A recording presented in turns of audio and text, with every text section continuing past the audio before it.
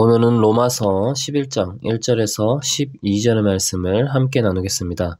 말씀을 봉독하겠습니다. 그러면 내가 묻습니다. 하나님께서 자기 백성을 버리신 것은 아닙니까? 그럴 수 없습니다. 나도 이스라엘 사람이요 아브라함의 후손이요 베냐민 지파에 속한 사람입니다.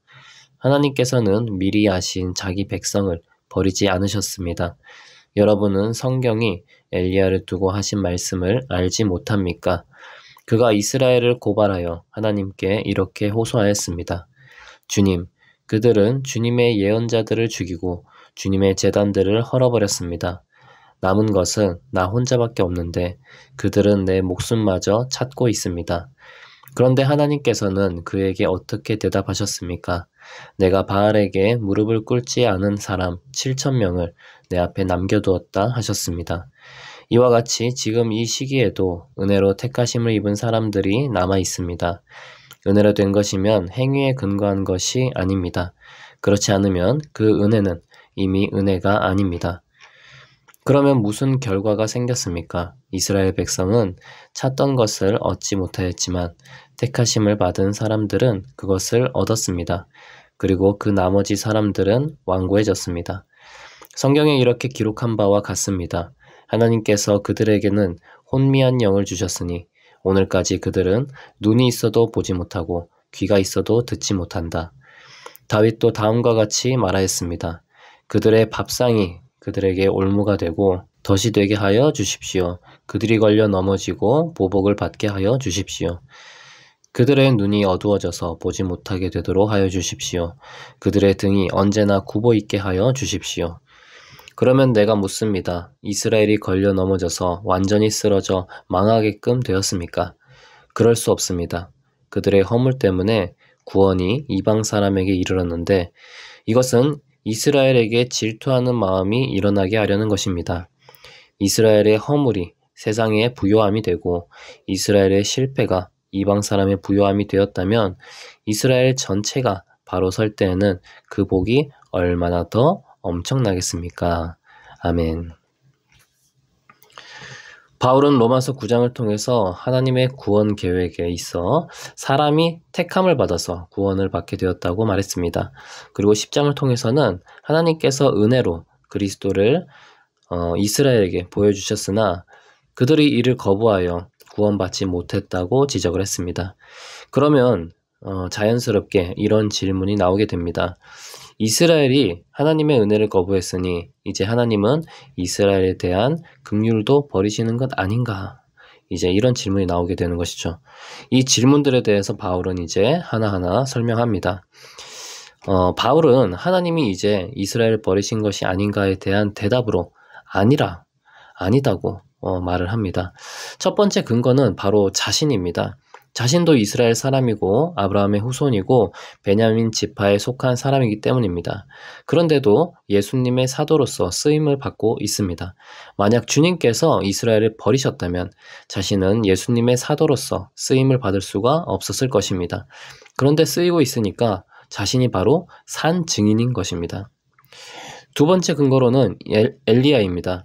엘리야는 아합 왕 때 바알 선지자들을 불러 모아 영적인 대결을 했습니다. 그리고 그 대결에서 이겨 바알 선지자들을 모조리 죽이는 큰일을 했습니다. 그러나 이 소식을 듣게 된 이세벨 여왕이 엘리야를 죽이려고 했고 엘리야는 두려워 도망가게 되었습니다. 그때 엘리야는 열왕기하 19장에서 이렇게 고백을 합니다. 나는 이제까지 주 만군의 하나님만 열정적으로 섬겼습니다.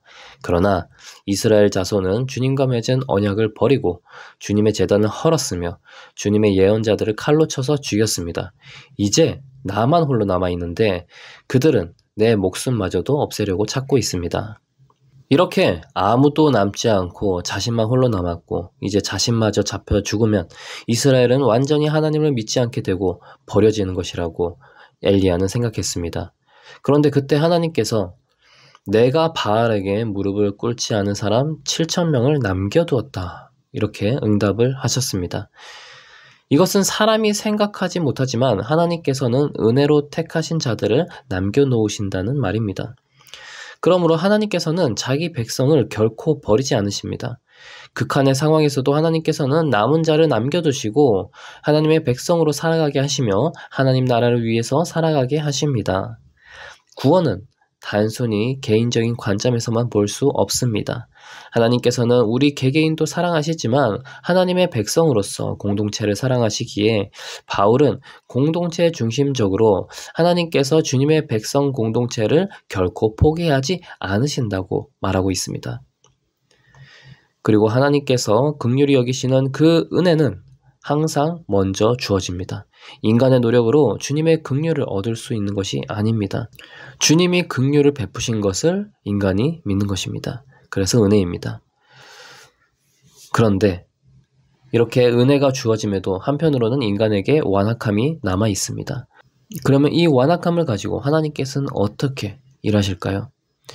하나님께서는 이스라엘의 완악함을 사용하셨습니다. 그것을 허용하신 것입니다. 이것은 또 하나의 하나님의 계획입니다.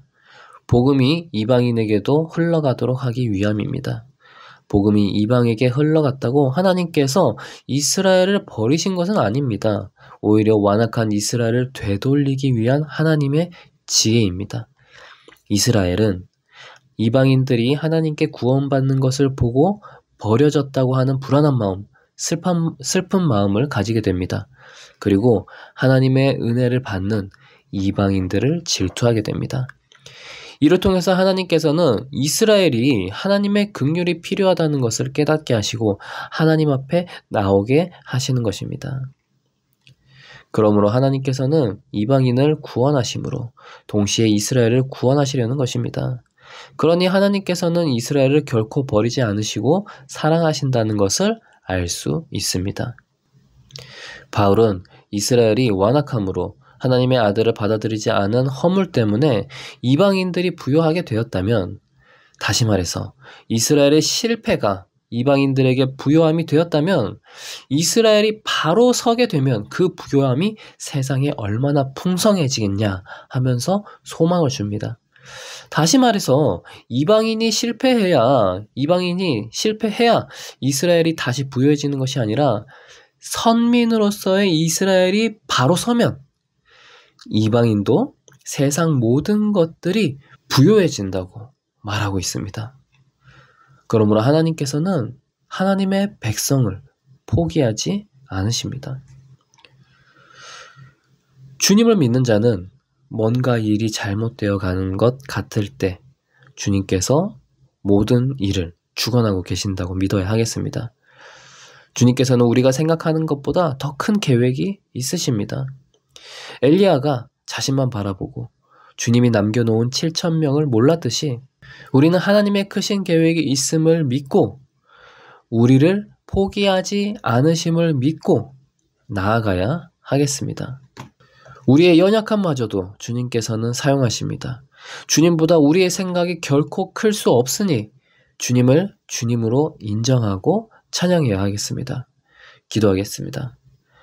하나님 아버지, 주님께서는 우리보다 크신 계획을 가지고 계시며 우리를 결코 포기하지 않으십니다. 우리를 포기하지 않으셔서 감사합니다. 주님의 위대하심을 찬양하며 주님의 인도함에 순종하는 자가 되게 하여 주시옵소서. 예수님의 이름으로 기도합니다. 아멘.